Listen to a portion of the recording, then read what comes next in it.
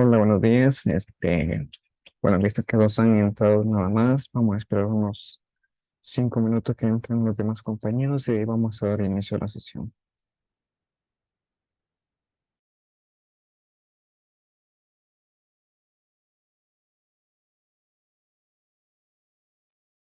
Hola, hola, buenos días. ¿Qué tal? ¿Cómo están?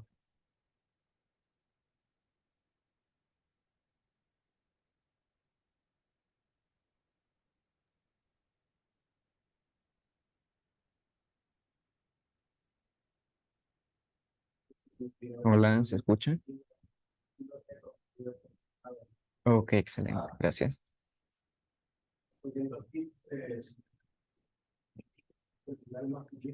Vale, en esta sesión vamos a ver un poco acerca de la introducción a, acerca de la introducción a la programación orientada a objetos. Bueno, en el caso no vamos a profundizar mucho porque según tengo entendido ya vieron una materia orientada a esto en todo el ciclo pasado. Así que solo vamos a dar una pequeña introducción para que entren en contexto con respecto a, con respecto a Python. Entonces empezamos. Bueno, primeramente, un poco de generalidades. Hay que saber qué es lo que estamos haciendo primero, no solo de ir a hacer. Entonces, en este caso, ¿qué es la programación orientada a objetos?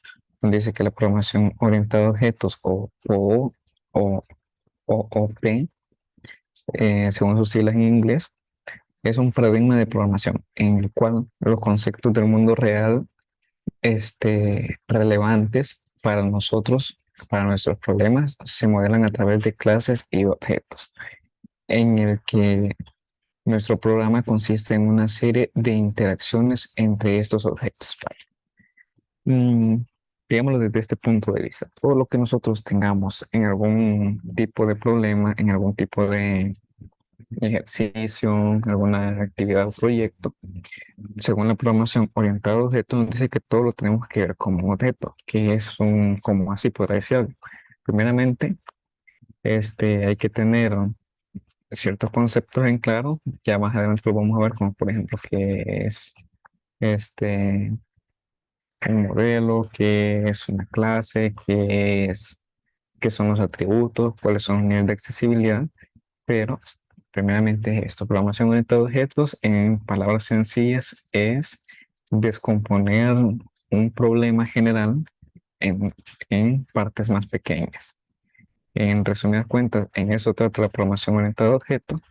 Anteriormente se tenían que hacer unas grandes mantas de código, las cuales hacía bastante complejo el proceso de programación y depuración. ¿Por qué motivo? Este, digámoslo de esta forma. Lo que ahora nosotros podemos hacer reutilizando código con clases de objetos, antes no. Antes teníamos que volver a escribir todo ese código una y otra vez, dependiendo cuántas veces nosotros lo necesitáramos. Ahora con la venida de la programación orientada a objetos, nos faciliten otros aspectos más, como por ejemplo, nos simplifica el código. ¿Qué significa esto? Que puedo utilizar una función, me crea el código más ordenado, dicha función la puedo utilizar la cantidad de veces que sea necesario. Ahora bien, los conceptos fundamentales para la programación orientada a objetos son todos estos que tenemos aquí. Pero principalmente lo que más vamos a estar utilizando, por lo menos los más comunes, que son o cuáles son, por ejemplo, clase, por ejemplo, objeto, método y atributo es lo que más, bueno, es la propiedad, es lo que comúnmente nos enseñan. Pero tenemos todo esto. Ahora bien, en términos generales, ¿qué se recuerdan ustedes acerca de la programación orientada a objetos? Vamos a escuchar un par de opiniones de algunos compañeros, porque yo sé que ya han visto esa materia. Bueno, ustedes mismos me lo dijeron, mejor dicho. De continuar,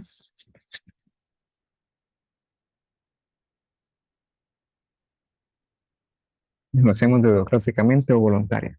Ahí ustedes escogen.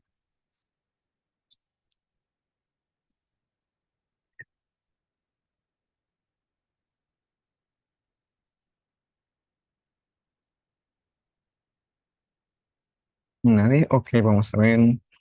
Cristian Rivera. ¿Qué se recuerda usted de la programación orientada a objetos? ¿O qué se le viene a la mente cuando lo escucha?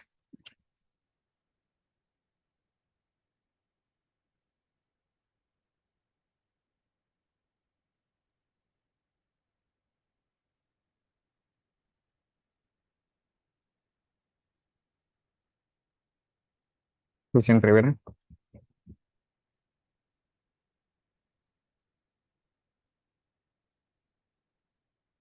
Nada. Erika Xiomara.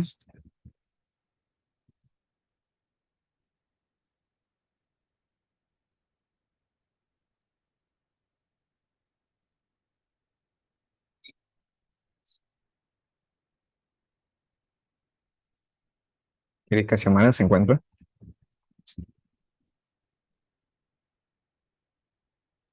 Buenos días, Inge. Me Bueno, hablaba. sí, sí. Es que como que se me fue el internet. Ok, ok.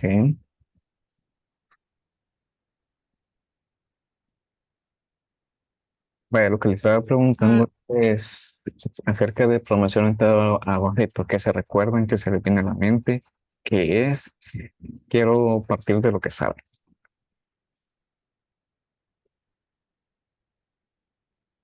no me recuerdo muy bien, ingeniero.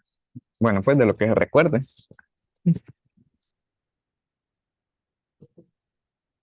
Ah,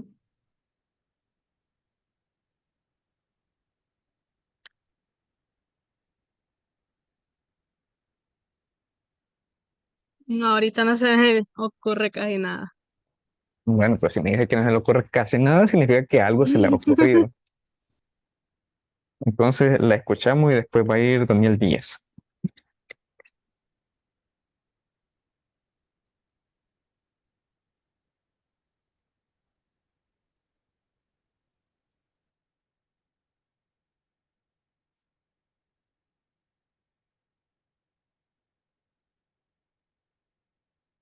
Nada. Bueno, pues Daniel. Pues como decía mi compañero Cristian anteriormente, es un paradigma de programación en el cual se busca extraer las cualidades de un objeto del cual queremos localizar, por decirlo así. La programación orientada a objetos se basa en cuatro pilares fundamentales, la cual es la abstracción, que es donde definimos todos los atributos y los métodos de la clase, ¿verdad?, que vamos a sacar, el encapsulamiento, el polimorfismo y la herencia. Y básicamente la programación orientada a objetos se utiliza para, bueno, en términos generales, de verdad, para ver todo lo que puede alcanzar a ser esa clase o ese objeto y darle todos los atributos, los métodos que se tienen que utilizar y eso, ¿verdad? Ok, excelente. Bueno, los conocimientos los hay. Entonces vamos a ver una opinión más. Vamos a ver, qué sé yo, Raquel Mejía. ¿Qué nos puede comentar usted? Ojo, de antemano le digo que no se vale respuesta lo mismo que fulanito.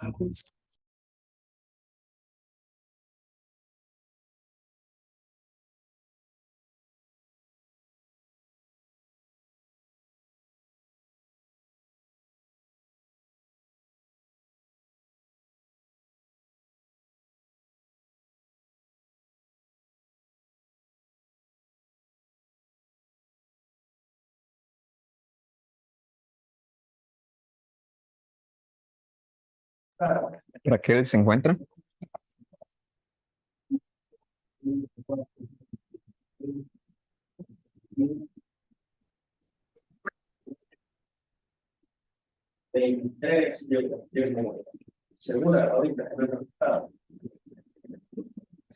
Bueno, supongamos que no, Jocelyn Hernández.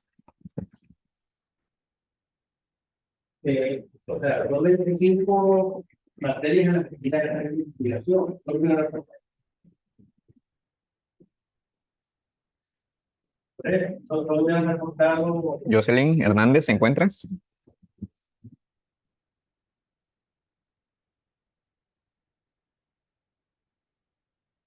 No, si esto me lo dio el SN. Mm, Esto me lo dio. Nada, vamos a ver. Yamilet Pérez. No me dejé. Yo sé, pero no sé. Sí, buenos días. No, no. Coméntenos usted acerca de la programación orientada a objetos.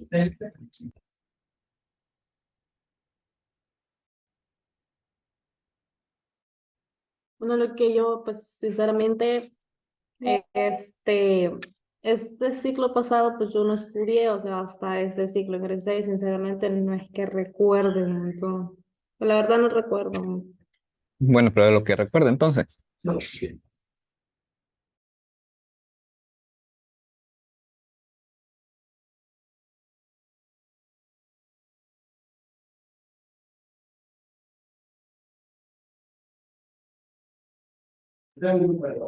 Nada, ok, vamos a ver. Andrés Guzmán. Y ellos me aseguran que sí, se cómo está, pero no puedo usar. Son pocos los que no me daban por o usar. Buenos días, ingeniero. Luz, Sí, pues, lo escuchamos.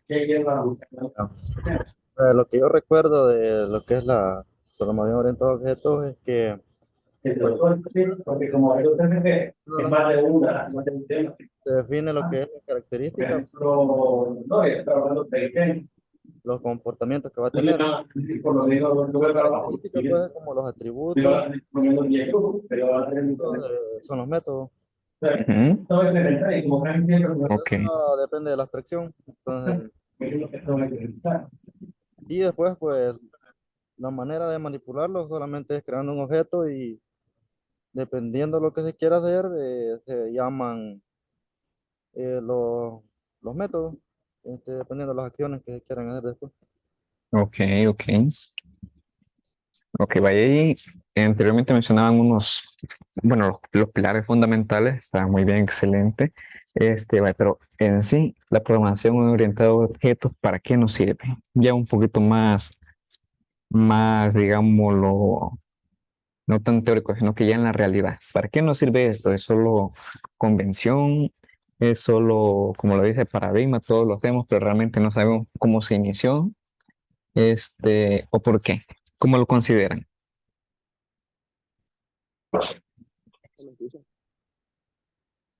Diga, Chevy.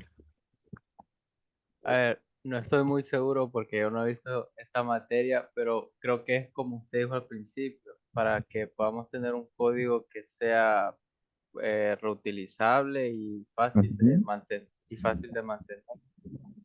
Ok, excelente. Me pareció que alguien más había encendido el micrófono. No me fijé realmente quién fue, pero sí vi que encendió alguien más el micrófono. Cristian, ok, lo escuchamos. Bueno, yo escribí al principio el mensaje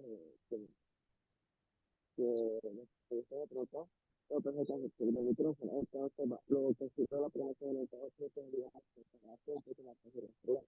Que se ve más fácil el problema de todo, pero digamos, comentarlo así como para cosas de la vida real.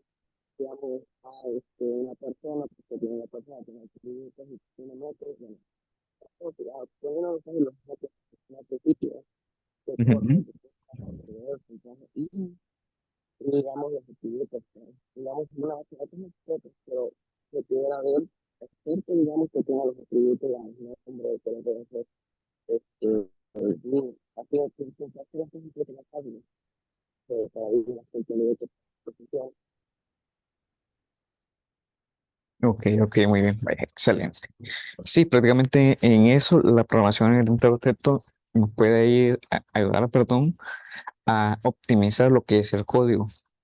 ¿Por qué motivo? No sé si vieron la parte de rendimiento cuando estuvieron viendo programación orientada a objetos versus una comparación con programación estructurada.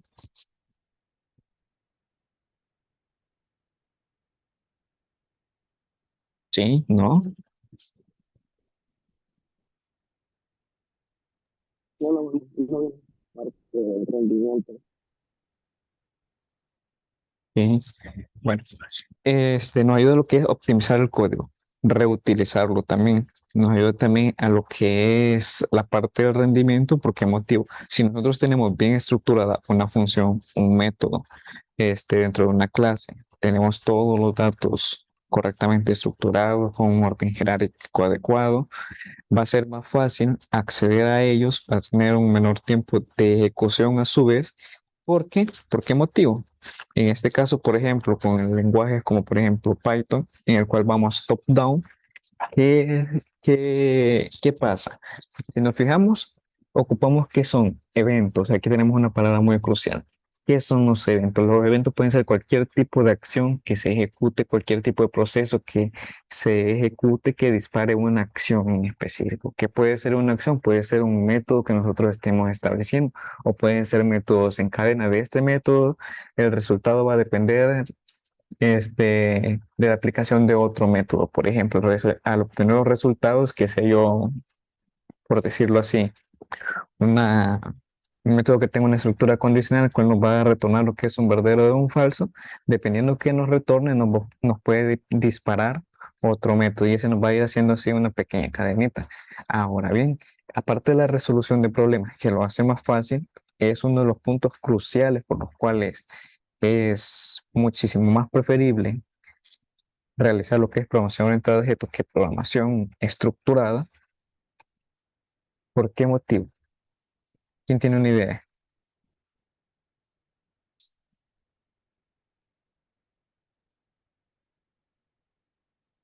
Disculpe, ¿cómo era la pregunta? ¿Por qué motivo considera de que es más conveniente utilizar la programación orientada a objetos, o por lo menos cuáles fueron parte de sus fundamentos para que se estuviera implementando, en vez de que nosotros sigamos con programación estructurada? Sí saben qué es programación estructurada, ¿verdad?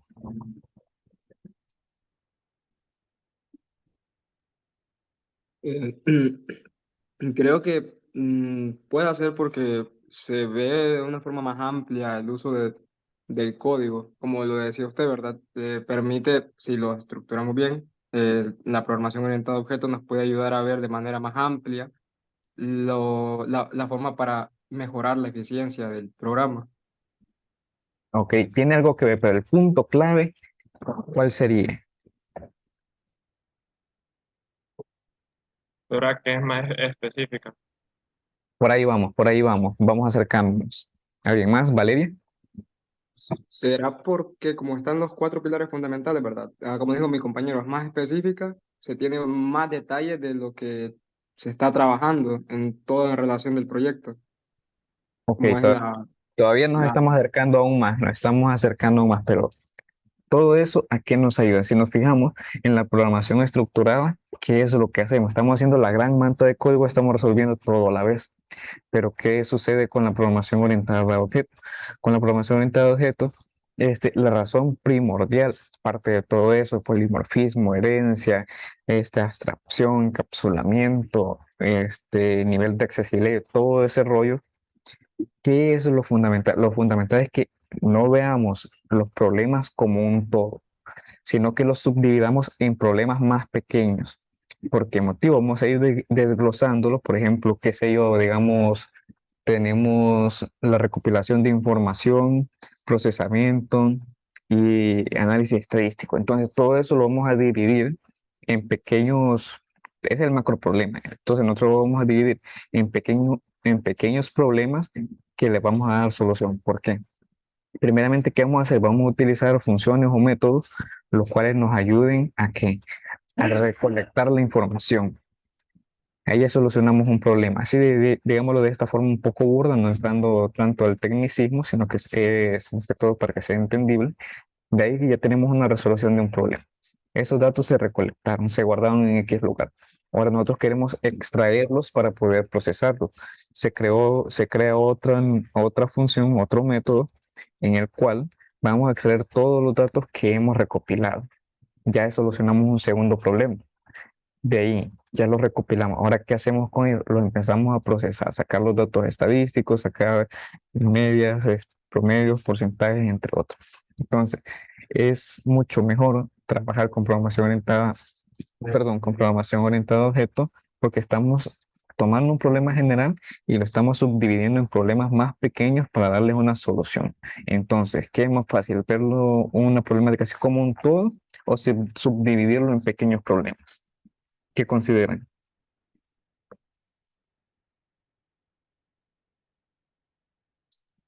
Y claro, es más fácil subdividirlo en pequeños problemas.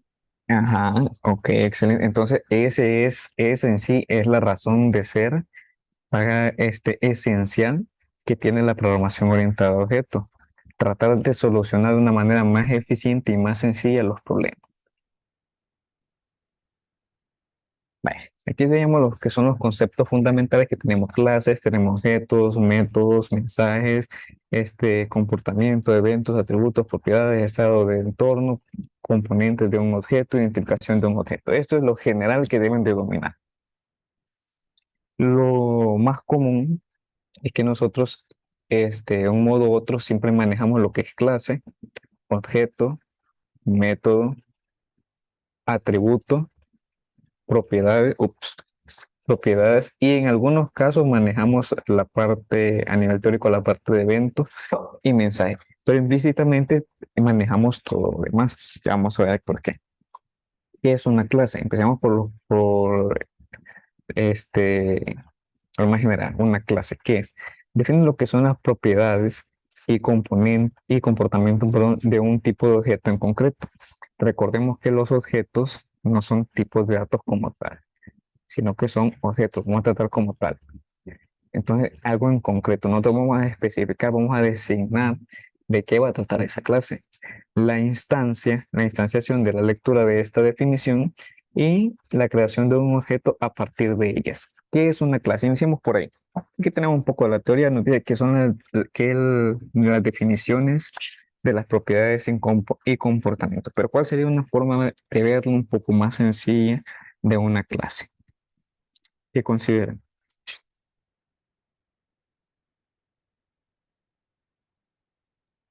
La clase es la que contiene, pues, básicamente todo, ¿no? Ujú. Los objetos, los métodos del mismo objeto, las funciones, todo eso. Una Mm, clase, por ejemplo, a un nivel básico, ¿verdad? Una clase animal contiene, pues, los objetos perro, gato y así. mm, no exactamente, ahí creo que ya se me confundió un poquito. Vale, en este caso, por ejemplo, la clase, diciéndolo un poquito más sencillo, un poquito más coloquial para que no se sea tan confuso y después ustedes se encargan de darle la parte técnica. Una clase lo que nos viene siendo es como un modelo, como un pequeño molde en el cual nosotros estamos estableciendo digámoslo de este modo, los parámetros generales que va a tener dicho producto. Por ejemplo, ¿qué es un modelo? ¿Qué es un molde, digamos, en este caso? Es lo donde tiene la estructura general, ¿verdad? Por ejemplo, si quieren, qué sé yo,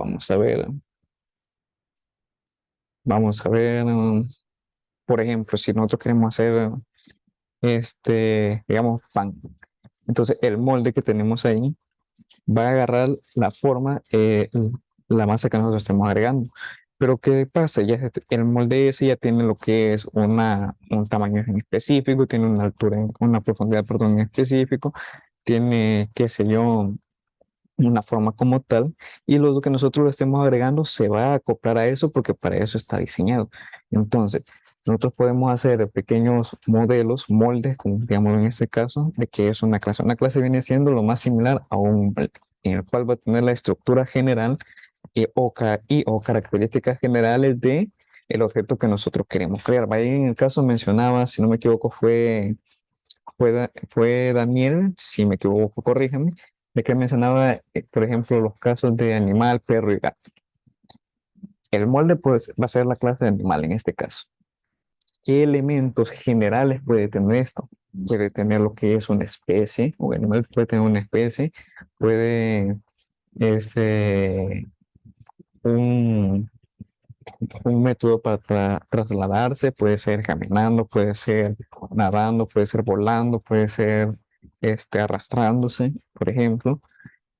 ¿Qué más puede ser? Tiene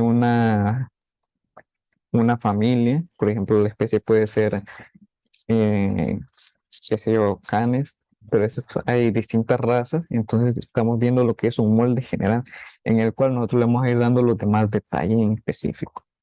No sé si se comprende la idea o hay algún tipo de dudas, o si lo queremos manejar, por ejemplo, ya con personas, podemos tener la clase persona, por ejemplo. Esta persona puede tener lo que es un sexo. Puede tener, por ejemplo, color de ojos, color de piel, color de cabello, puede tener una altura, un peso, un tipo de sangre. Entonces es la estructura general que va a tener nuestro objeto. Díganos, Jonathan. En este caso con las clases también serían las clases padres y las clases hijas, ¿verdad? Ajá, sí. Ahí ya estaríamos entrando en lo que es herencia, de que ahí sí fuera aplicable, perdón, lo que estaba mencionando el compañero anteriormente, que teníamos este, la clase animal en este caso y podemos tener que sería la clase padre y de ahí podemos tener una nueva clase o dos nuevas clases que serían las clases hijos, que podría ser una para perros y una para gatos, por ejemplo, que van a heredar de dónde, de la clase principal, que sería animales. ¿Dudas, preguntas, inquietudes? En el caso de la gerencia, siempre hay que, digamos, a la clase hija, ponerle ahí de cuál clase está heredando. Sí, sí, claro, si no, no vamos a saber de quién estamos heredando, siempre tiene que establecer de dónde viene la herencia. ¿Alguien más? Sí, sí, he estado viendo un código que tenía de esas clases de objetos, sí, se veía con las clases hijas. Y de las clases hijas se le ponía el nombre de la clase padre, de cuál era la que está heredando. Así es. ¿Alguien más? ¿Otra duda? ¿Inquietud? ¿Preguntas o solicitudes?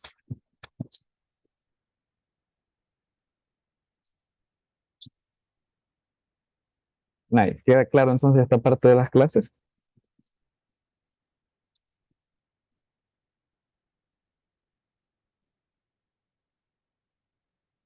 Bueno, dicen que el silencio todo. Excelente. Ahí tenemos lo que es un objeto. Me dice que el objeto es la instancia de una clase. Entidad, entidad provista de un conjunto de propiedades o atributos, y le pongo entre paréntesis datos, y de comportamiento o funcionamiento, que son los métodos. Aquí le estoy dando ya, por ejemplo, un poco de la parte técnica y ya digeridos. Los datos van a ser todas aquellas propiedades y atributos que va a tener nuestra clase. Como le mencionaba anteriormente, pueden ser, por ejemplo, para la clase humana, este tipo de sangre, altura, peso. Ya pueden ser los datos, los atributos o propiedades. Entre los comportamientos o funcionalidad que van a ser en este caso métodos, ¿cuáles pueden ser? Puede ser desplazarse, puede ser respirar, puede ser hablar, puede ser caminar si en su caso lo permiten, por ejemplo. Entonces, los métodos son aquellos elementos que le van a dar funcionalidad a nuestras clases. Los objetos es la representación de una clase. Como así podríamos decir. Nosotros ya hemos creado la clase anteriormente. Entonces, pero con solo crearla y brindarle lo que son los atributos y métodos, no basta, sino que tenemos que hacer la instanciación de esta clase. Cuando nosotros instanciamos una clase, o sea, la igualamos, digamos, hacemos la inicialización de esta clase, le asignamos los parámetros que solicita inicialmente o se los vamos agregando en el camino, entonces lo que estamos haciendo es una instancia.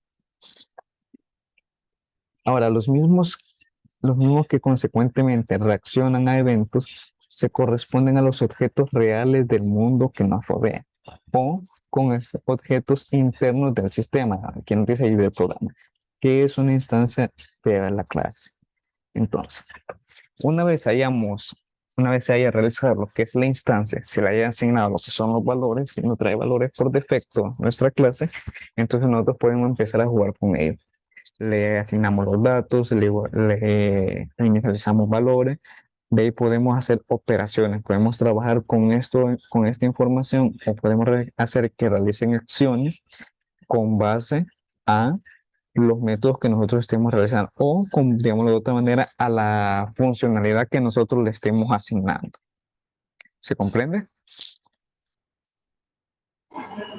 En este caso, ingeniero, los objetos con variables serían dos cosas muy diferentes, ¿verdad? Sí, prácticamente basa en lo que es la funcionalidad y el tipo. Pues, por ejemplo, si nosotros imprimimos el tipo de dato de una variable normal en Python, nos va a decir que es un tipo de dato, qué sé yo, string, integer, double, bueno, float, mejor dicho, diccionario. Y si nosotros inicializamos un objeto y lo mandamos a imprimir, entonces nos va a decir de que ese elemento que nosotros estamos imprimiendo es de tipo object. ¿Alguien más tiene otra duda, pregunta o inquietud?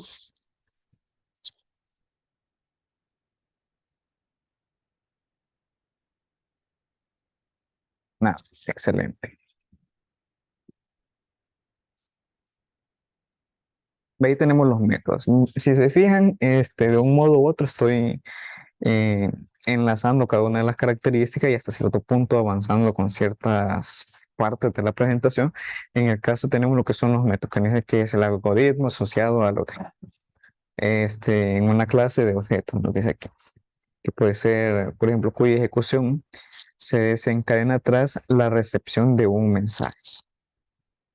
¿Cómo puede ser este mensaje? Nos dice aquí que desde el punto de vista del comportamiento es lo que el objeto puede hacer. ¿Qué es lo que podemos hacer con nuestro objeto? Es lo que hemos establecido en nuestra clase. Si nosotros podemos poner, por ejemplo, el cálculo de la base por altura, perdón, que el cálculo del área de un rectángulo o el cálculo del área de un triángulo, entonces esa sería la acción que estaría realizando nuestro método. Para eso es lo que lo hemos creado. Bueno, nos dice también que un método puede producir un cambio en las propiedades del objeto. ¿Qué significa esto? Desde los métodos nosotros podemos trabajar las propiedades o los atributos que tenga nuestro objeto, que nosotros lo hemos inicializado. Por ejemplo, qué sé yo, digámoslo, retornémonos a la clase persona o la clase humano, como le queramos llamar. Tenía unas propiedades, unos atributos, los cuales era altura, los cuales era peso. Entonces, esos elementos, esas propiedades que tenemos ahí, pueden cambiar, por ejemplo, si la persona está creciendo o si en un dado caso empezó a comer más, va a subir de peso, obviamente, o si en un dado caso empezó a comer menos, hacer ejercicio, va a reducir el peso. Entonces, puede haber un método ahí dentro de esa clase, el cual diga, qué sé yo, hacer ejercicio por tanto tiempo de ejercicio puede reducir tantas calorías. Entonces, eso va a hacer una conversión. Podríamos saber la cantidad de peso que estaría bajando, que estaría disminuyendo.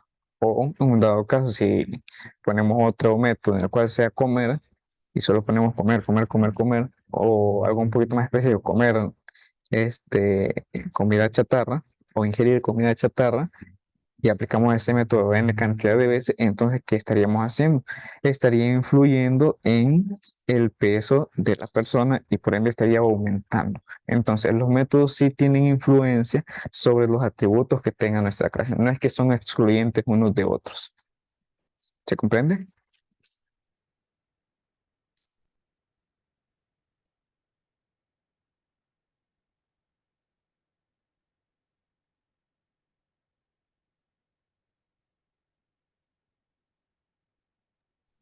En el caso de lo que estaba diciendo de rato sobre las clases de herencia, los métodos serían en la clase de padre o en la clase de herencia.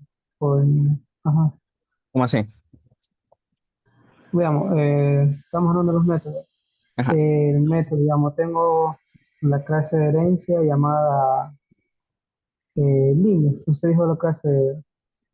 persona, ¿verdad? Entonces, la clase de persona tiene una herencia con una clase niño. De ese niño le haría un método ahí o ese método lo tengo que hacer en la clase de padre, en la clase Puede humana. ser de las dos formas y depende de lo que nosotros queramos. Si son, por ejemplo, acciones generales que se estarían realizando en la clase, lo podemos declarar fácilmente en la clase padre. Si en un dado caso son acciones específicas de la clase hijo, las podemos declarar en la clase hijo sin ningún problema. Bueno, entonces, digamos un ejemplo, yo creo crear un método de llamado comer, entonces lo haría en la clase de tabla, ¿verdad? Porque todos los humanos, tanto niños o Ajá, adultos, comen. exacto. Ah, ok, ok. ¿Alguien más? ¿Otra duda? ¿Pregunta o inquietud que tengan? ¿Solicitudes?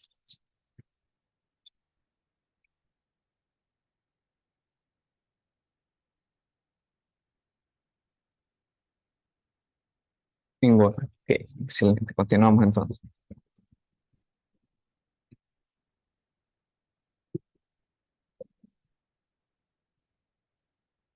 Por cierto, ¿cómo van con el manual?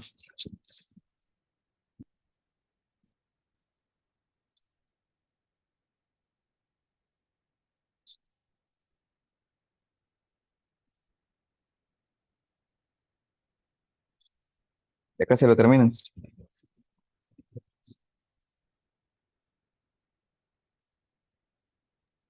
Ya casi.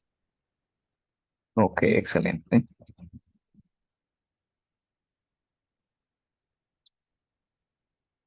Ahí tenemos lo que es un mensaje. El mensaje es la comunicación dirigida a un objeto que le ordena que ejecute, perdón, que ordena que ejecute uno de sus métodos con ciertos parámetros asociados al evento que lo generó. ¿Por qué? Vaya, digámoslo de este modo. Bueno, creo que debe haber puesto mejor el evento primero, después empezar, pero bueno, independiente. El mensaje es aquel que le va a decir internamente, por ejemplo, a la clase o a nuestro objeto. Mira, ahorita desplegó, por ejemplo, eh, el método comer. Entonces, te estoy llamando a vos porque ocupamos que estés trabajando. Entonces, internamente le estoy diciendo qué es lo que esté realizando. ¿Cuál fue el evento? El evento fue la acción que se realizó, que va a desencadenar algo. Hagámoslo un poquito más complejo. Si el método comer nos devuelve un true, ahí estamos realizando un evento. Ese resultado, esa respuesta que nos está devolviendo, va a servir como mensaje para el otro método que va a ser, por ejemplo, aumentar de peso. Entonces ahí le estamos indicando, se desplegó un evento, el cual fue comer en este caso. Después de ese evento se generó lo que es un mensaje en el cual nos dio un resultado, nos retornó algo y en ese mensaje le indica a otro método en el cual sería aumentar de peso que tiene que entrar en acción, que tiene que entrar a escena para empezar a subir unos cuantos kilitos más, unos cuantos kilitos extra. ¿Ahí se comprende esa parte? Igual si hay dudas en algún momento pueden hacerlas con libertad.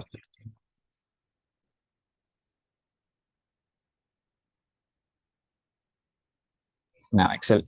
Oh, bueno, Esto de los ya le había mensajes dicho. nos explicaría cómo hacer mi código, porque la teoría más o menos lo entiendo, pero ya aplicarla, sí, ya Vaya, esta parte es un poco no sé. más interna, como tal no se programa, no se desarrolla, pero por ejemplo, usted lo puede hacer, qué sé yo, con la utilización de banderas y centinelas. Entonces usted crea un mensaje y en base a ese mensaje, por ejemplo, qué sé yo, una bandera o un centinela, ¿para qué nos sirve? Vaya, por ejemplo, en el caso de la bandera, nos retorna lo que es un elemento, un resultado, dependiendo de una acción, si se cumple o no se cumple.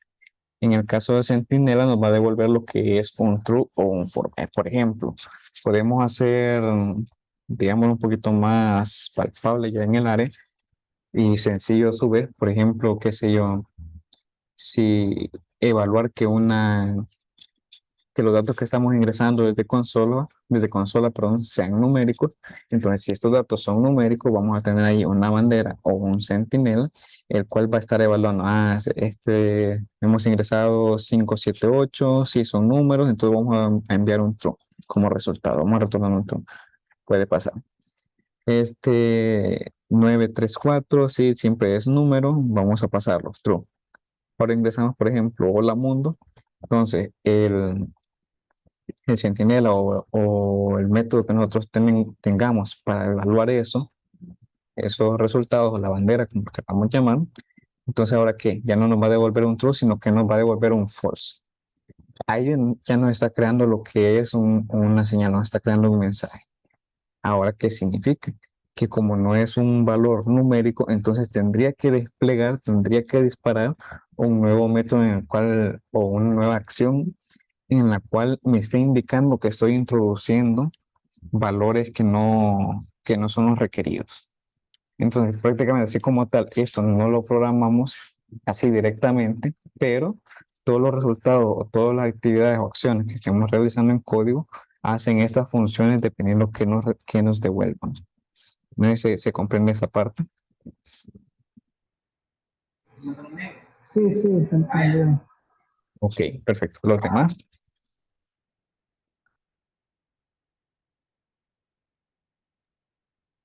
Sí, sí, se comprende. Ok, perfecto.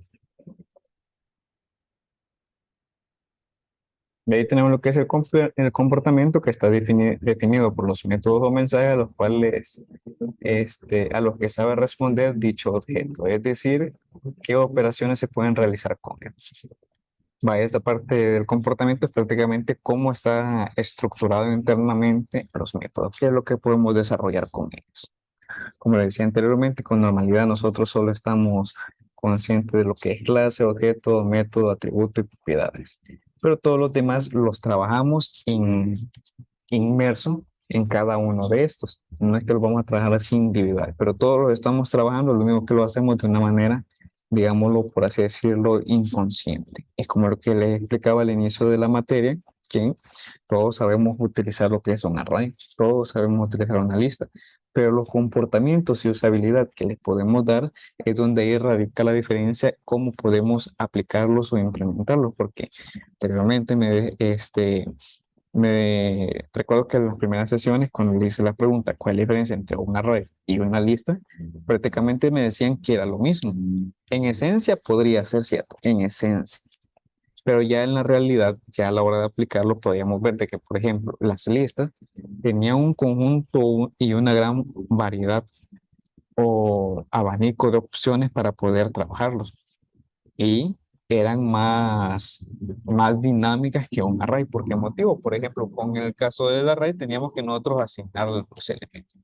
Entonces, con respecto a los demás conceptos fundamentales que tenemos, es prácticamente para comprender cómo es que trabajan internamente los elementos principales que son clases, objetos, métodos y propiedades y atributos. Eso es un poco dándole respuesta a lo que mencionaba el compañero, de cómo lo podríamos aplicar. Entonces, prácticamente nosotros los aplicamos, pero no sabemos en qué proceso o en qué parte que están utilizando. Pero si nos fijamos, todos estos elementos los estamos utilizando en el día a día, en cualquier tipo de clase que nosotros estemos creando. Como es el comportamiento, ya es la parte interna, cómo se desarrolló, cómo se elaboró lo que es el método, para lo que este está destinado a hacer.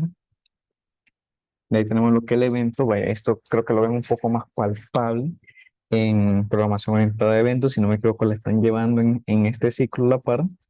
Entonces, si nos fijamos, ¿qué eventos pueden ser? Podemos tener, por ejemplo, eventos en el caso del entorno web. Si no me equivoco, ahí lo están viendo, que pueden ser, por ejemplo, clear, pueden ser over, pueden ser este, focus, entre otros. Entonces, eso mismo lo podemos aplicar a las acciones que estamos realizando. ¿Por qué? Si nosotros hacemos un clic, estamos haciendo un evento, pero ese evento que, si nos fijamos bien, que ese evento realmente es un método, el cual proviene de ahí, desde arriba del documento. Entonces, ese método que nosotros estamos utilizando, ¿qué significa? Que él ha recibido que se accionó. Entonces, el evento, ¿cuál fue? Darle un clic. En el caso de nosotros, ¿cuál sería si nosotros estamos trabajando por consola? Por ejemplo, en un menú tenemos el evento de la selección de un, qué sé yo, de un ítem, de una acción que queremos que. Entonces ahí estamos desplegando el evento que nosotros queremos que se realice. Y este va a mandar el mensaje al objeto para que se ejecute el método adecuado. De ahí tenemos los atributos, que son todas y cada una de las características que tiene nuestra clase, así en términos sencillos, sin tanta vuelta. Tenemos las propiedades, que son es el contenedor de un tipo de dato asociado a un objeto, en el cual aquí nos dice que, o una clase de objetos, que hace que los datos sean visibles desde fuera de este. ¿Cuáles son las propiedades que nosotros tenemos o cuáles son los niveles de accesibilidad que nosotros tenemos? ¿Quién se recuerda?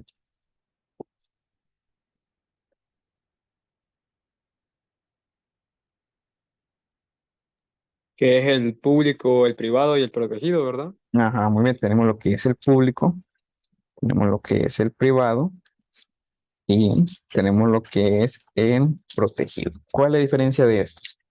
Vamos a ver un poquito más adelante, pero para entrar así un poquito en detalle.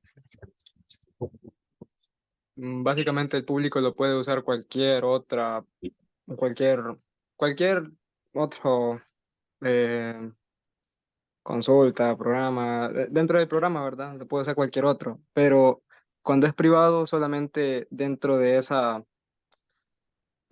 clase, dentro de esa función lo puede usar. Y cuando es protegido, creo que solamente dentro de el propio objeto o la propia clase que tenga. Ujú. Ok, ok, vamos más o menos por ahí. Ya un poquito más adelante vamos a despejar esa duda. Pero por lo menos veo que sí tienen una idea más o menos clara de cuáles son los niveles de accesibilidad que tenemos. Ahora bien, ¿para qué nos sirven estos niveles de accesibilidad?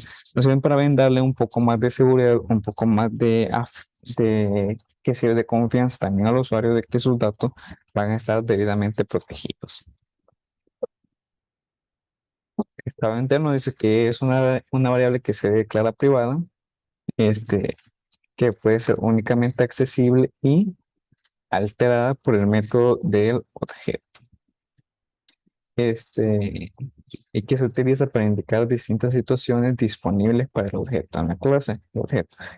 No es visible para el programador que maneja lo que son las instancias de la clase, como por ejemplo, bueno, pues tenemos por ejemplo el constructor init, tenemos por ejemplo el destructor si estamos trabajando con, qué sé yo, bueno, el destructor lo utilizamos más que todo en C++ y en Java, pero siempre lo podemos utilizar. Son métodos que nosotros no creamos como tal, pero sí son fundamentales para cada uno de los elementos. Podemos extraer también el método str, me imagino que ustedes han trabajado en Java, para bien o para mal, y cuando estamos trabajando con Java podemos extraer ciertos elementos ya formateados de nuestra clase.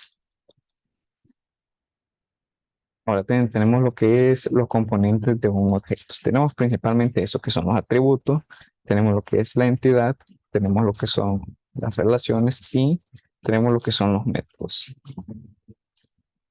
Con esto creo que ya es lo que hemos estado explicando anteriormente. Vamos a continuar. Y la identificación del objeto, que un objeto se representa por medio de una tabla, o una entidad que esté compuesta por sus atributos y funciones correspondientes. Con esto creo que no hay más que agregar, ya es lo que hemos venido hablando anteriormente. Y tenemos, por ejemplo, aquí la definición de las clases. Las clases se definen como características del objeto, además de que es una plantilla genérica de un objeto, que era lo que les mencionaba anteriormente, que un objeto, una clase, la podemos tomar como que si fuera un molde. La clase proporciona lo que son variables iniciales de un estado donde se guardan los atributos. ¿Cuáles pueden ser? Volvemos retomando lo que es la clase humanos o la clase persona. Retomamos lo que es el tipo de sangre, el nombre que se puede tener, la altura, el peso, el color de piel, entre otros.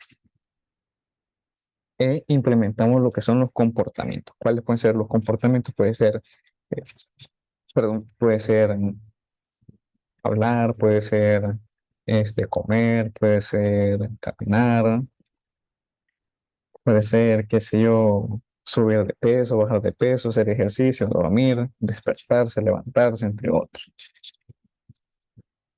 Nos dice que son comportamientos métodos necesarios para crear nuevos objetos. Son los modelos sobre los cuales serán construidos. Entonces, ¿se comprende?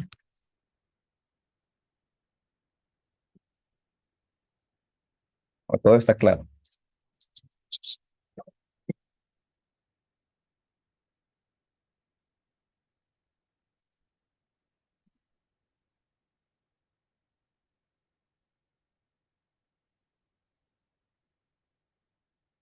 Hola.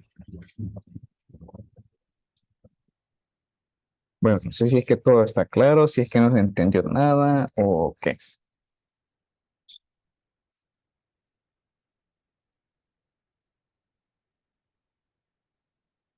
De mi parte, sí, entendí.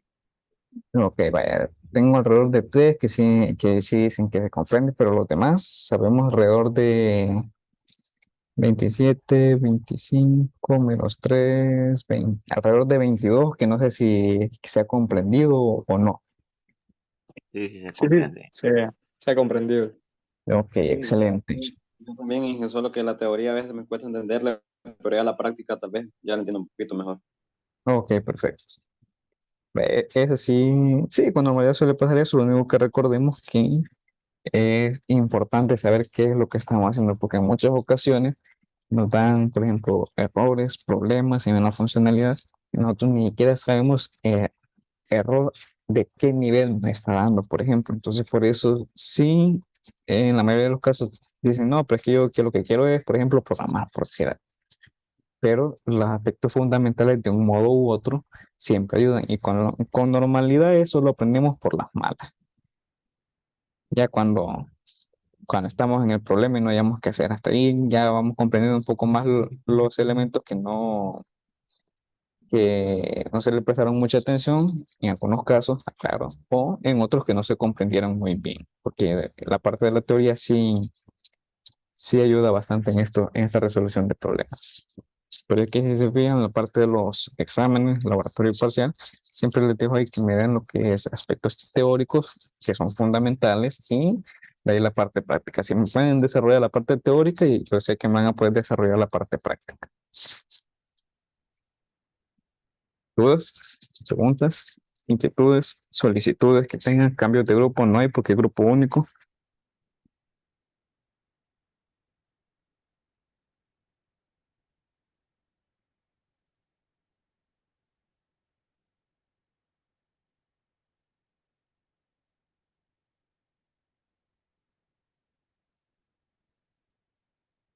Ok, todo claro, perfecto.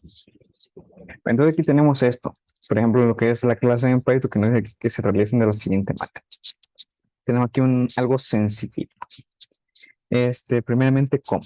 Iniciamos con lo que es la palabra reservada o el token, o sí, el token, podemos llamarlo, o la clave class. Por defecto tenemos que sí o sí colocarla. ¿Para qué? Para establecer de que es una clase lo que estamos elaborando. Así como cuando utilizamos, como cuando creamos lo que es un método o una función, utilizamos def. En este caso, para la creación de clase, utilizamos clase. Luego le asignamos lo que es el nombre.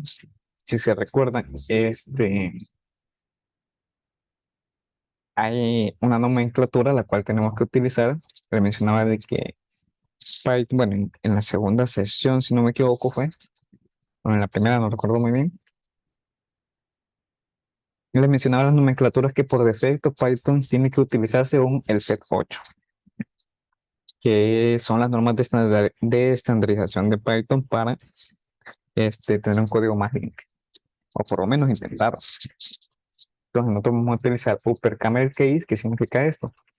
Que nosotros vamos a iniciar siempre con una inicial mayúscula cuando estemos declarando la clase.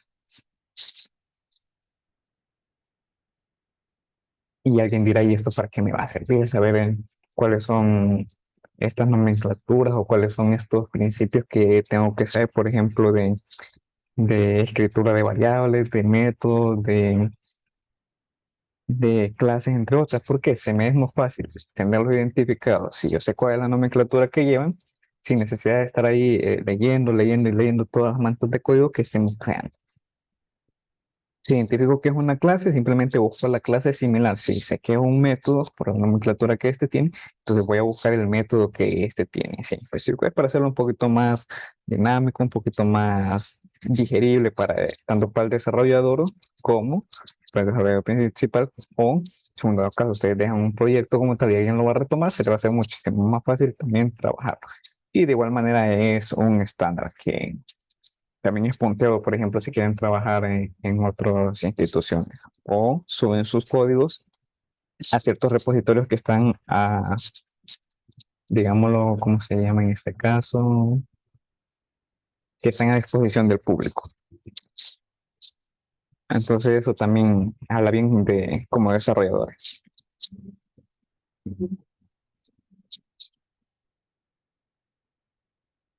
Díganos, Chepín. No escuché bien. Dijo que la clase siempre tenía que empezar con letra mayúscula. Ujú. Utilizando la nomenclatura de Upper Camel Case. Oh, ya. Es buena práctica en Python. Entonces. Ujú, exacto. De ahí tenemos lo que son este, métodos especiales que ya vienen por defecto en todas las clases de Python. Vaya, por ejemplo, veamos. Voy a hacerles una pregunta a todos. Con base a todas las actividades que me han entregado. ¿Por qué me utilizan este init? ¿Para qué es? ¿O solo lo utilizan porque lo vieron por ahí cuando estaban estudiando algún código o buscando información en internet?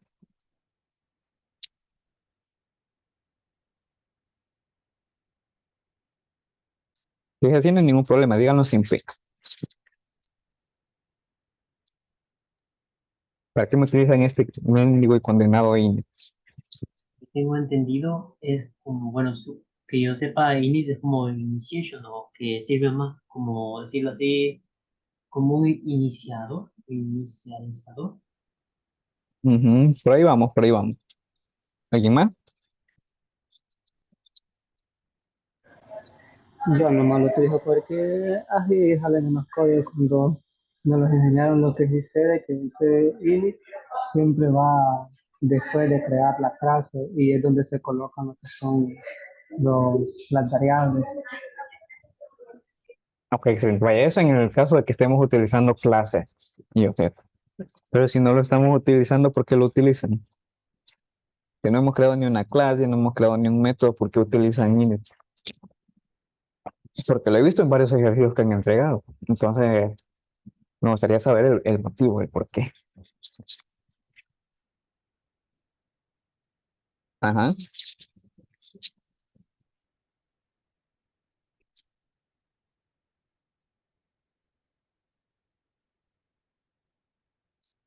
Ah, chicos, lo escucho.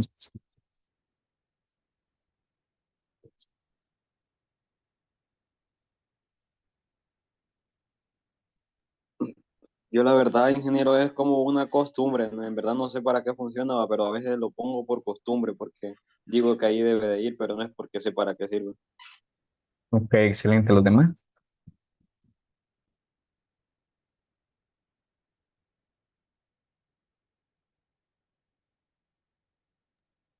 Yo pues porque cuando veo ejemplos así o busco videos algo así siempre veía y eso pues también cuando ya me ponía a la práctica ya se lo ponía también pero igual no sabía muy bien para qué. Ok, creo que acabo de realizar una buena pregunta de examen, pero bueno. Bye. Le puedo dar 5 minutos para que me investiguen eso.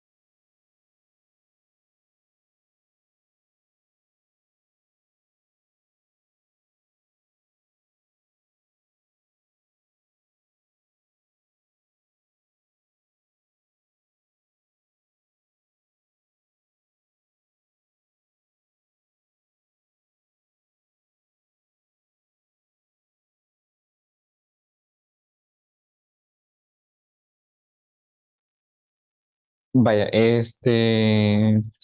nos dice Yamile que sirve para iniciar lo que es un objeto. Vaya, pero también he visto en alguno de esos códigos, Yamile, que utiliza el int cuando no han creado objetos. Entonces, ¿por qué lo utilizamos?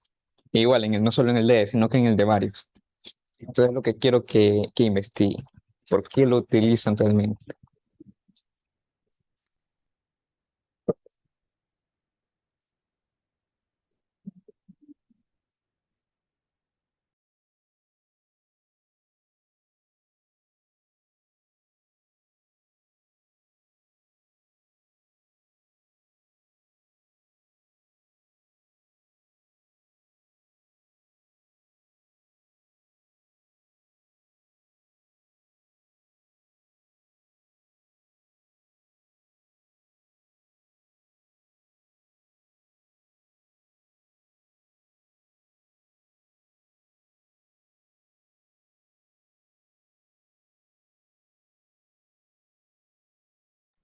Ok, excelente, pero ahí todavía estamos con la parte de clases y objetos, pero cuando no tenemos clases de objetos,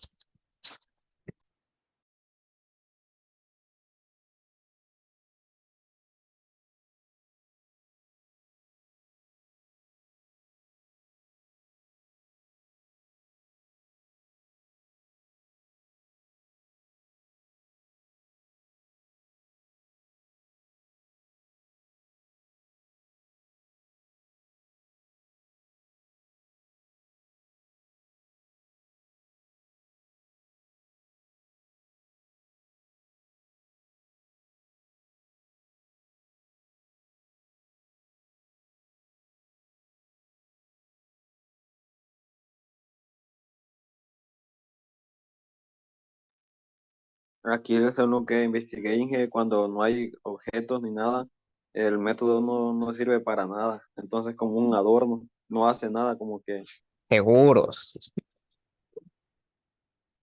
Bye. Vaya, cuando nosotros estamos trabajando con objetos, estamos utilizando clases, nos iba ahí nos decían de que era para inicializar los valores que éste posee, para que, digamos que es el constructor de una clase. Pero cuando nosotros actualmente vamos a ver una sistema de variable en instancia, sin embargo, si no se define la función in, Python proporciona un constructor predeterminado. Bueno, pero volvemos a lo mismo, Ronald, lo estamos orientando a las clases de objetos, pero si no lo estamos utilizando en clases de objetos, ¿para qué sirve? Sirve simple y sencillamente para hacer, digámoslo, cuando estamos trabajando, por ejemplo, en proyectos grandes o utilizando microframework o framework, por ejemplo, Flash o Django, siempre tienen que utilizar el init para indicar que están trabajando en ese fichero como tal, que le están diciendo que están diciendo al intérprete de Python que estamos trabajando desde aquí. Y es este elemento que nosotros deseamos ejecutar. Es como que si le estamos diciendo al intérprete, mira, ahorita estamos preparados para poder ejecutar todo lo que está inmerso en este código. Entonces, prácticamente eso es.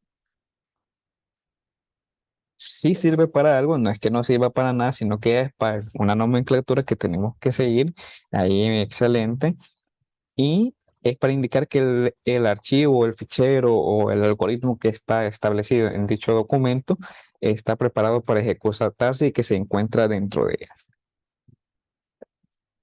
Ahora ven por qué es importante saber por qué utilizamos cada cosa y no solo irlas a colocar, no solo irlas a poner, pero es de que siempre les evalúo lo que es la parte de teoría y práctica, porque no está bien que hagan las cosas, pero de qué me sirve que las hagan y no saben por qué las hacen. Entonces es importante las dos, que sepan hacer las cosas y sepan hacerlo por qué lo están realizando. A ver si hoy sí quedó clara esa parte.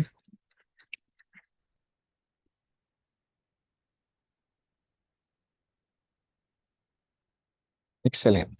Entonces aquí tenemos los métodos especiales que ya vienen con Python. En el caso de nosotros lo que vamos a utilizar prácticamente casi siempre va a ser lo que es init. De los demás son un poquito más variantes, de hecho les va a quedar de tarea investigar en qué consisten cada uno de estos y cómo poderlos aplicar.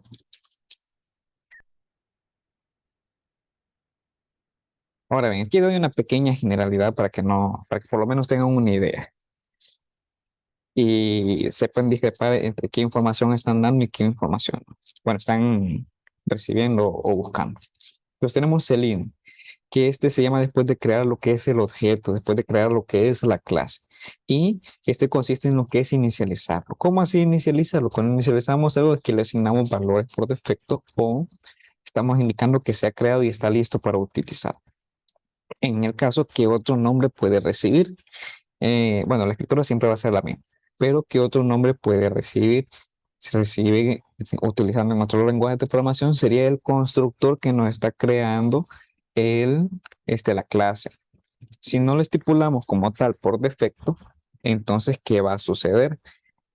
Automáticamente se va a crear un constructor, pero no va a aceptar así como que valores por defecto. Cuando nosotros instanciamos la clase, no nos va a agregar o hacer la asignación de elementos de valores a los atributos que nosotros hemos estipulado. Así que por nomenclatura, de igual manera, sí o sí, es bastante sugerible que siempre después de crear lo que son las clases, después de crear bueno, las clases principalmente, agreguemos lo que es el constructor.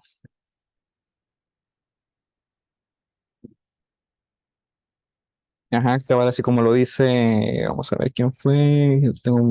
Bueno, así como lo dice Judith del Cid, que nos dice que el método init, lo único que es guión bajo, init, perdón, guión bajo, init, guión bajo, guión bajo. Es un método especial que de una clase de Python, el objeto fundamental del método init, o el objetivo fundamental del método init, perdón, es inicializar los atributos que estén establecidos en el método. O sea, si nosotros queremos que nuestra clase tenga valores por defecto, cuando nosotros estemos creando, entonces todo eso lo tenemos que asignar dentro de ¿dónde? Dentro del método init.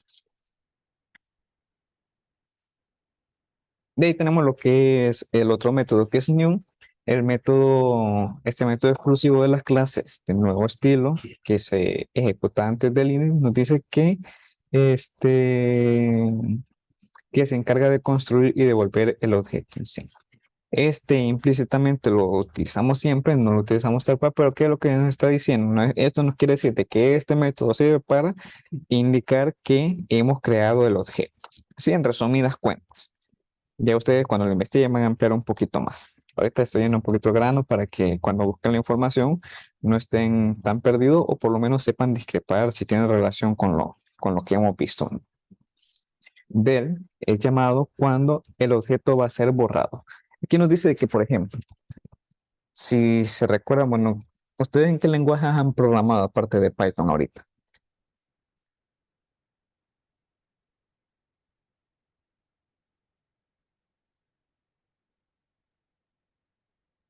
Secha, dicen por ahí, ¿qué otro?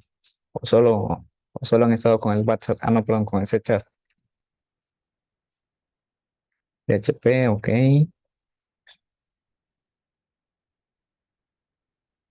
Java, C++, no.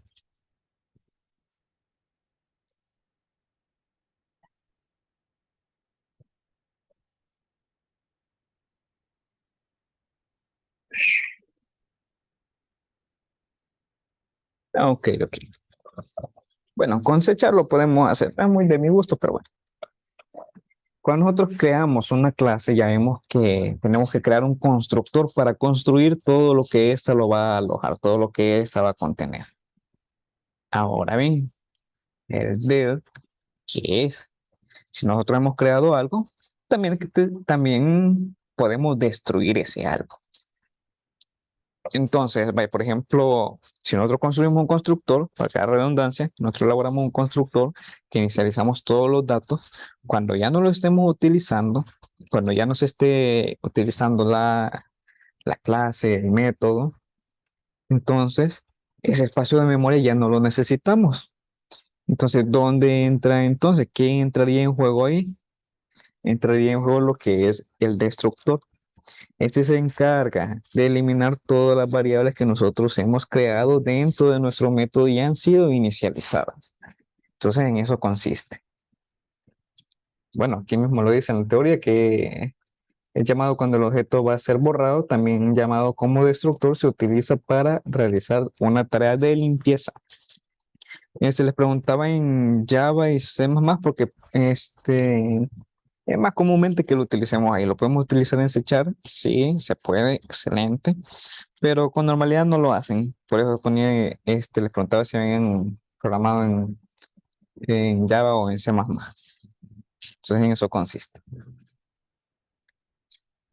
Vamos a ver, ¿qué más tenemos por aquí? Tenemos el método STR, que es el método llamado para crear lo que son cadenas de texto que representen a nuestro objeto. O sea, podemos extraer representaciones de nuestros objetos o de nuestros atributos que nosotros hemos establecido previamente en la clase en cuestión.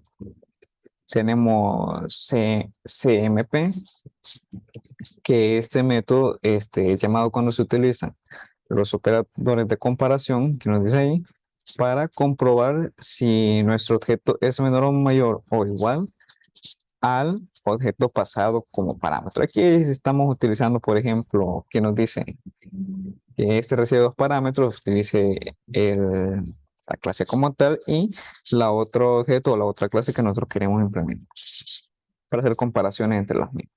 Tenemos el len también que nos dice que este método llama para comprobar la longitud que tenemos de nuestro objeto. O sea, los objetos también los podemos medir, las clases también las podemos medir. Y para eso utilizamos lo que es este método especial que viene por defecto en todas las clases que nosotros creemos, o bueno, mejor dicho, lo podemos utilizar por defecto en todas las clases que nosotros creemos en Python.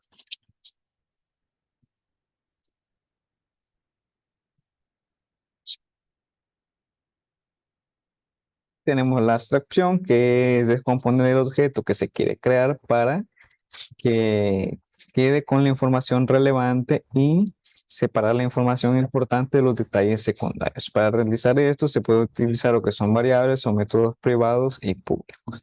Entonces aquí podemos utilizar, ya mencionaban anteriormente que teníamos lo que eran los niveles de accesibilidad público, privado y protegido. Público lo puede ver cualquiera. Cualquiera puede hacer uso como le venga en gana de eso, siempre y cuando lo permita. Los métodos privados van a ser accedidos únicamente desde su clase, desde la clase creada. No podemos acceder de ellos, o por lo menos no directamente, desde fuera de esa clase. Y tenemos los protegidos, que son los protegidos, y decían, ahí tenían una pequeña duda. Pero ahorita lo vamos a aclarar. Los protegidos son aquellos elementos o aquellas variables o atributos que pueden ser accedidos dentro de la misma clase y dentro de las clases que son heredadas, o sea, desde las clases hijos. O sea, lo puede tener la clase padre, excelente, muy bien, la clase padre, y lo pueden utilizar todos los hijos que éste tenga, como que puede ser, por ejemplo, llevémoslo a un caso cotidiano. Por ejemplo, que puede heredar que es protegido, que no lo pueden ver desde fuera. Por ejemplo, podría ser si retomamos, perdón, la clase persona, la clase humano, por ejemplo, el tipo de sangre. Se puede heredar, a los hijos pueden tener acceso a él, pero desde fuera nadie más puede tener acceso a él. Solo entre la clase padre y sus hijos. ¿Se comprende? ¿Dudas, preguntas, inquietudes, solicitudes?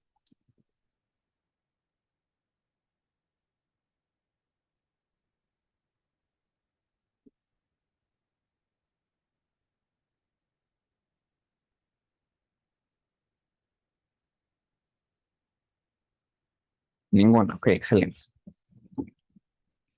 Aquí tenemos, por ejemplo, esto. En otros lenguajes tenemos que establecer, por ejemplo, bueno, para público no es necesario que establezcamos ninguna palabra previa, ningún token previo a la variable o a la función o método. Para privado tenemos que poner que es private, Y para protegido tenemos que designarle el token antes de el nombre de la variable o del método de la función, que es protected. Ahora bien, en este caso en Python, ¿cómo podemos hacer esto? Si no es así, si no tenemos que utilizar palabras. Por defecto, todas las clases públicas que creemos son todas aquellas que nosotros estamos acostumbrados a crear y no le agregamos absolutamente nada más que el muy nombre o asignación de la variable, o método o función, porque aplica para los tres. Pero si yo quiero crear una variable, método, función, protegido, ¿qué tenemos que colocar? Tenemos que colocar lo que es un guión bajo que vaya previo al nombre de la asignación. Ahora bien, con este guión bajo, por nomenclatura, nosotros vamos a entender cuando lo veamos de que es una variable, que es un método o una función que va a ser privada, o sea, que va a ser protegida, perdón, que va a ser protegida y solo va a poder ser accedida dentro de la clase padre y sus hijos.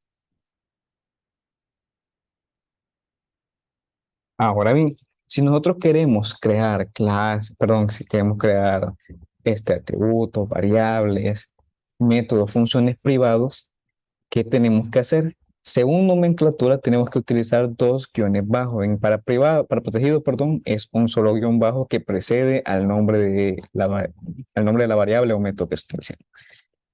Pero para una clase privada, perdón, para una variable, método privado, lo que tiene que preceder al nombre son dos guión bajo, el nombre de la variable.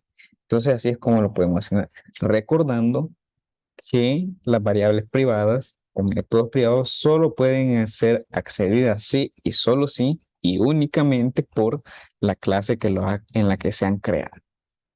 Dígame, Judith. Con respecto al parcial, creo que no ha dicho nada. Será la otra semana. Ah, vaya, con respecto al parcial, gracias por recordarme, la modalidad que lo vamos a tener está tentativa porque no sé si vamos a tener trabajo de campo en esa fecha. Si no tenemos trabajo en campo, sería teoría y 2 ejercicios. Recuerden de que que colaboraron con el Congreso tienen el 50%, de ahí se tienen que ganar el otro 50%. O sea que de entrada ya tienen un 5 los que colaboran. Ahora bien, si tenemos trabajo en campo, que no va a ser de una semana, sino que van a ser de 2 aproximadamente, según lo que hemos previsto, va a ser una actividad que van a realizar y la van a defender. Entonces ahí vamos a ver cómo lo vamos a hacer. Entonces tengo esos dos panoramas por el momento. Si hay cambios, les voy a avisar, el lunes les estaría avisando por tarde. Porque si nos han quedado de informar en ese respecto cómo va a ser la agenda de trabajo de la otra semana, porque si tenemos esas actividades que realizar. Pero ustedes practiquen, no va a venir nada que no hayamos visto, va a venir de las tareas que les he dejado, de los manuales que han realizado, de las clases, teoría y así. Todas preguntas, inquietudes, solicitudes que tengan. O no sé si alguien más hay pregunta con respecto a eso.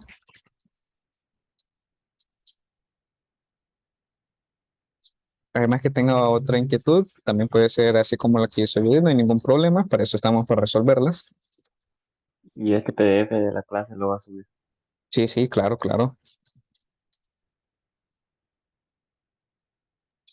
También, Inge, si más recuerdo, cuando al principio del año usted dijo de que a este tiempo iba a dar como un tema para exponerlo en el Ah, último eso cómputo. lo estoy recontemplando por los inconvenientes que hemos tenido con la materia y las actividades que han habido institucionales.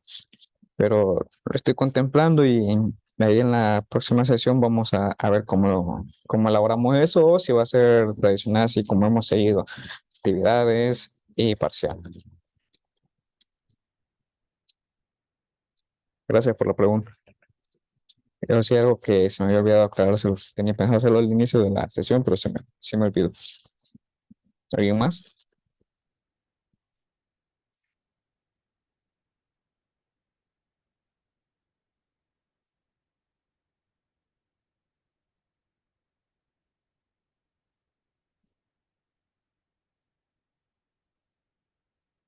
Nada, ok. Bueno, de ahí tenemos lo que es el Get en cero o encapsulamiento. Lo podemos conocer así normal como encapsulamiento o Get en cero. ¿Qué es esto? Esto nos permite lo que es tener cierto control de nuestra información y de nuestros datos. Ahora bien, aparte de eso, ¿qué más nos permite? ¿Qué más ventajas nos da? ¿O qué elementos se pueden tomar en cuenta?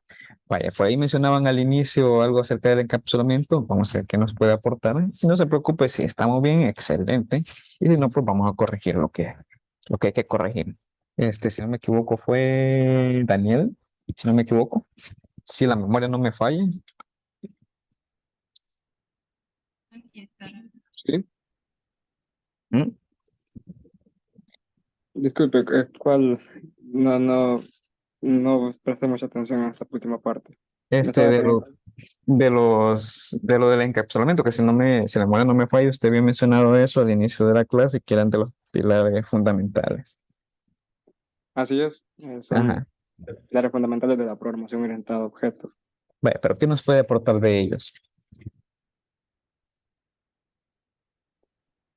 De el encapsulamiento, según a lo que yo tenía entendido, Sí, sí, era, em, era verdad lo mismo del acceso a los datos. De lo que estábamos hablando acerca de si permitir o no permitir, de la privacidad de los datos, si era público o privado o protegido. Eso tenía entendido en el Mm, encapsulamiento. ok, ok. Vamos a ver otra opinión. ¿Alguien más?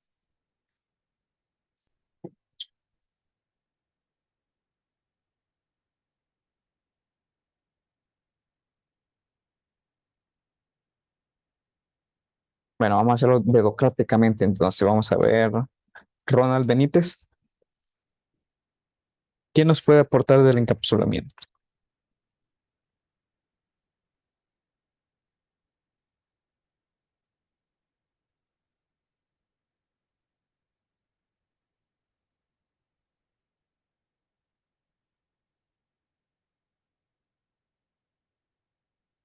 Ronald se encuentra. Miguel Miranda.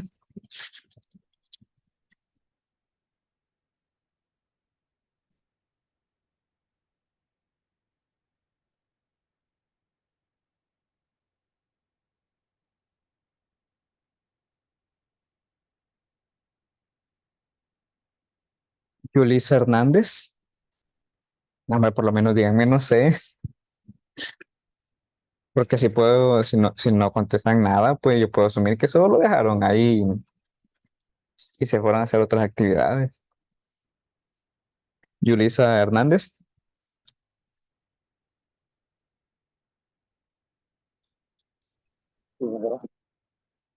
Diga. ¿Quién habló?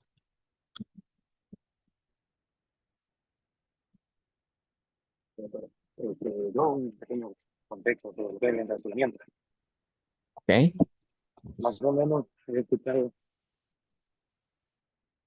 o tengo por entendido que el encapsulamiento se refiere Ajá. a la agrupación de datos Ajá. con los métodos que operan en el dato. Ajá. Así, un poco. Ajá, ok. Vale. Primeramente, ¿para qué utilizamos los métodos GET?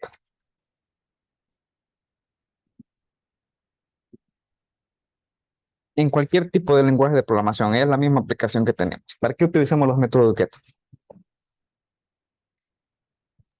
Para tomar información, o sea, para tomar la información básicamente, Ajá, vaya. ¿Y los métodos SET?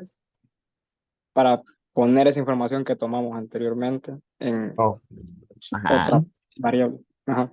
Ok, excelente. Vaya. Tomando en contexto lo que mencionaban y lo anterior, ¿tiene relación con los niveles de accesibilidad? Sí, pero ¿en qué entra en juego esto del encapsulamiento? Pues nos dicen que les da un nivel de protección muy bien, excelente. Pero ¿cuál es la función principal aparte de brindar un nivel de protección? Con lo que Get en Set, nosotros podemos acceder a la información privada de una clase. ¿Por qué motivo? Si se recuerdan anteriormente, les mencioné que todos los elementos privados de una clase son accesibles sí y solo sí y únicamente por la misma clase. Entonces, ¿cómo podemos hacer para acceder a ellos? Entonces, dentro de esta clase creamos dos métodos, que es el get and set. Puede ser por el medio del cual el método get, vamos a poder extraer la información de esa variable, digamos, en ese sentido, o implementar un método en específico. Con el método set, vamos a asignar valores a dicha variable privada. Entonces, estos dos métodos que tenemos aquí son fundamental, por decirlo así, para poder trabajar con las variables o métodos privados. Van a ser el medio por el cual nosotros vamos a interactuar con ellos. No podemos asignar valores de forma directa, a menos que estemos trabajando en la propia clase, la clase padre, pero sí podemos trabajar con ellos de forma indirecta, utilizando siempre la misma clase padre. Entonces, ahí es donde entra el encapsulamiento. El encapsulamiento viene en este juego de get and set, de ingresar y extraer datos de elementos privados dentro de una clase. ¿Se comprende? Sí, sí, se comprende. Excelente.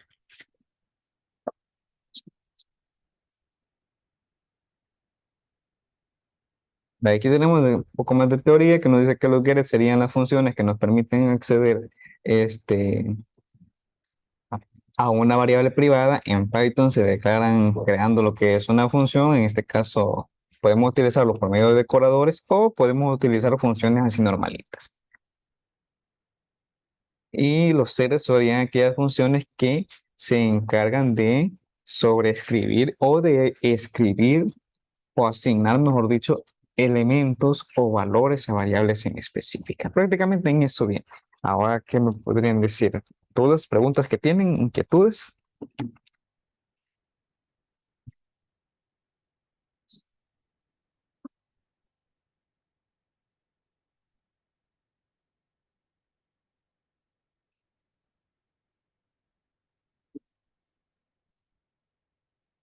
Nada.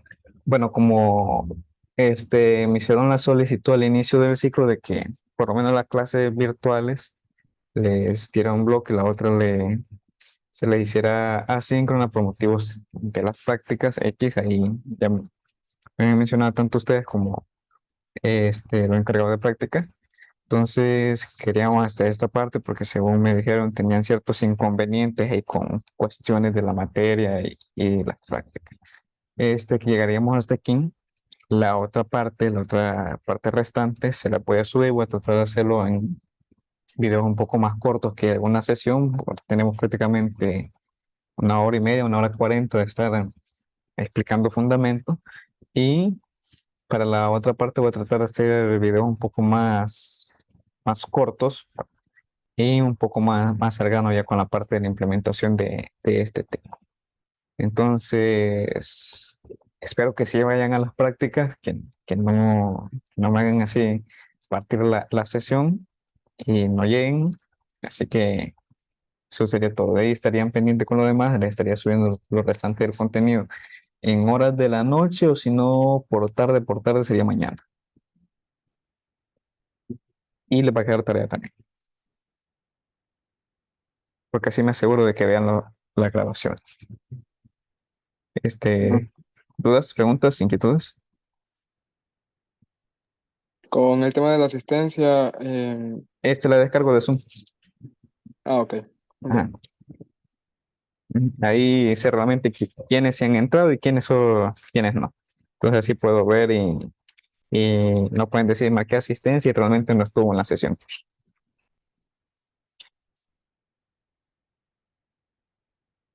Así Ok, que entonces, todo claro. un gusto. Yo sí Pues, tenía una duda. dígame. Con lo de lo que dijo que te los iba a dejar de tarea de esta sesión de ahorita, de la investigación de los métodos especiales, Ajá, ajá, con eso, ajá. ¿será que lo va a dejar el apartado? Sí, le voy a dejar el apartado para que lo suban y de igual manera la presentación se la voy a compartir en la plataforma. Va. ¿Alguien más?